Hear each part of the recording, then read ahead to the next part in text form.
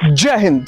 एक IAS officer की पत्नी अपने परिवार के साथ हेलीकॉप्टर की राइड लेने के लिए ऑनलाइन टिकट बुक करना चाहती थी। इसके लिए वो अलग अलग वेबसाइट्स खंगाल रही थी। जैसे ही उसे एक वेबसाइट पर नंबर मिला और उनके प्राइस भी ठीक लगे, उसने फौरन उस नंबर पर संपर्क किया, टिकट बुक कर डाले और टिकट भी रिसीव कर लिए गए।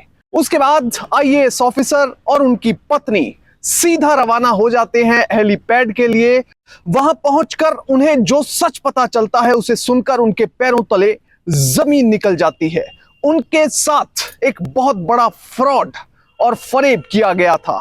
इस पूरे केस के बारे में आपको बताएंगे, पर सबसे पहले आपसे अपील कि आप बड़ी संख्या में हमारे वीडियोस को देख रहे हैं पर चैनल सब्सक्राइब नहीं कर रहे। अगर आप इस वीडियो को देख रहे हैं तो फौरन चैनल को सब्सक्राइब कीजिए, बेल नोटिफिकेशन ऑन कीजिए, वीडियो को ज्यादा से ज्यादा शेयर कीजिए और इसके साथ ही अपना कमेंट देना ना भूलें। मैं जानता हूं ये वीडियो आप आखिर तक देखेंगे क्योंकि ये केस है ही इतना दिलचस्प। अब इस पूरे केस को समझने के लिए आपको चलना पड़ेगा हाथरस, जहां पर एक आईएएस अधिकारी और उनकी पत्नी अपने परिवार के साथ बहुत ही खुशहाल जीवन व्यतीत कर रहे थे। इसी बीच आईएएस अधिकारी साहित्य प्रकाश के परिवार में एक सलाह बनती है, प्रोग्राम बनता है कि केदारनाथ के दर्शनों के लिए चला जाए। इसके लिए जैसे आपस में सलाह बनी और 5 जून को सभी मेंबरों ने सोचने और विचारने के बाद यह फाइनल फैसला किया कि अब 4 से 5 दिन बाद सीधा केदारनाथ मंदिर के दर्शनों के लिए चला जाए। 10 जून का दिन निश्चित हुआ कि उस दिन अब जाना है और उसके लिए टिकटों की बुकिंग होनी है।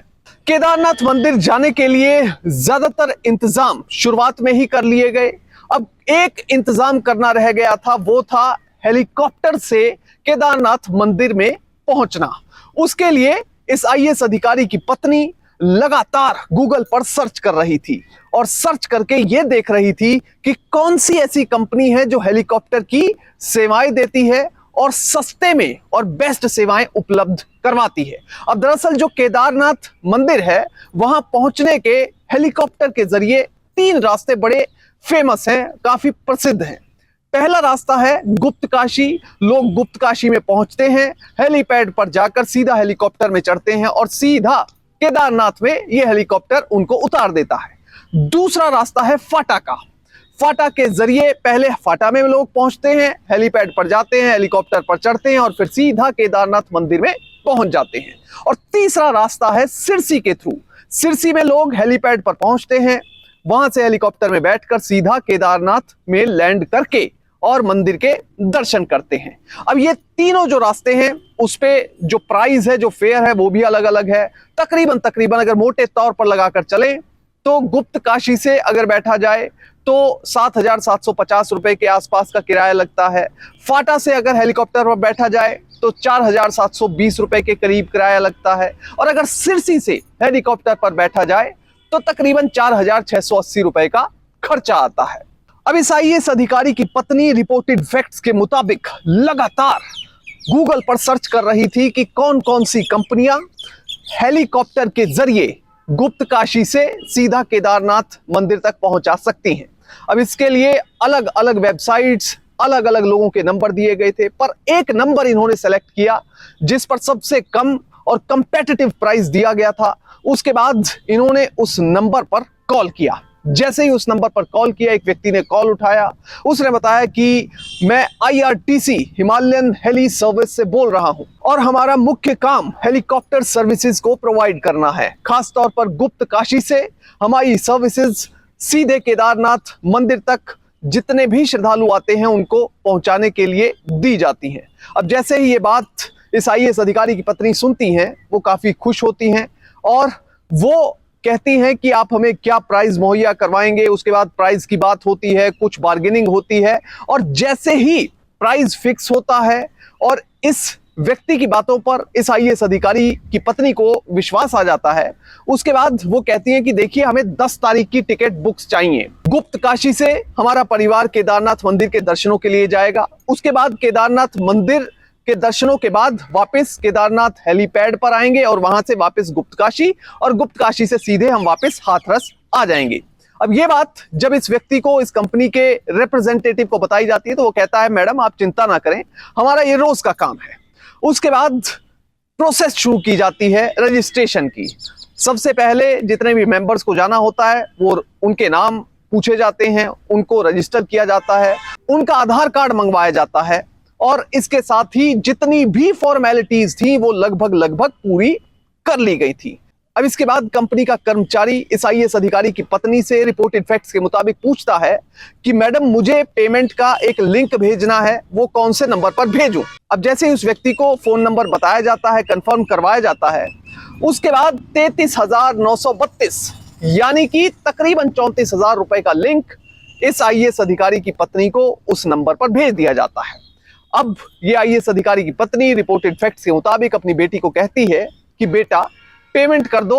अब जैसे ही आईएएस अधिकारी की पत्नी अपनी बेटी शाश्वत को कहती है कि बेटा अब आप पेमेंट कर दो, तो पेमेंट इंस्टेंटली कर दी जाती है और उस व्यक्ति को कंफर्म कर दिया जाता है कि आपकी जो तकरीबन 34,000 रुपए की पेमेंट है वो कर दी गई है। इसके बाद ये व्यक्ति कहता है कि मैडम थोड़ी देर में आपको कॉल बैक करता हूं टिकटों का अरेंजमेंट करके। उसके बाद टिकट बुक की जाती है और जो टिकट्स हैं वो वापस फोन करके ये व्यक्ति इस आईएएस अधिकारी की पत्नी को भेज देता है व्हाट्सएप के जरिए। हेलीकॉप्टर की टिकट्स हासिल करने के बाद इस आईएएस अधिकारी की पत्नी और पूरा परिवार एक तरह से आश्वस्त हो गया था कि अब हमें जाने में कोई टेंशन नहीं होगी, क्योंकि हेलीकॉप्टर की टिकट के लिए काफी हद तक मारामारी होती है और लंबी लाइन भी लगी रहती है। अब इसके बाद 10 जून का प्रोग्राम था जाने का और तकरीबन 500 किलोमीटर से ज्यादा का रास्ता है हाथरस से गुप्तकाशी का, तकरीबन 550 किलोमीटर का रास्ता मान लीजिए। अब इसमें जो प्लेन एरिया का रास्ता है और हिल्स दोनों ही इंक्लूडेड हैं, तो तकरीबन 12 से 13 घंटे जाने में बाय रोड लग जाते हैं। अब अपने इंतजाम से आईएएस अधिकारी का परिवार सीधे गुप्तकाशी पहुंचता है। अब गुप्तकाशी पहुंचकर ये सीधे हेलीपैड पर पहुंचते हैं जहां से इन्हें हेलीकॉप्टर पकड़ना था, यानी कि हेलीकॉप्टर में चढ़ना था। हेलीपैड पर पहुंचने के लिए बाहर जो कर्मचारी, जो स्टाफ खड़ा हुआ था, उसने सबसे पहले इस आईएएस अधिकारी और उनके परिवार का स्वागत किया।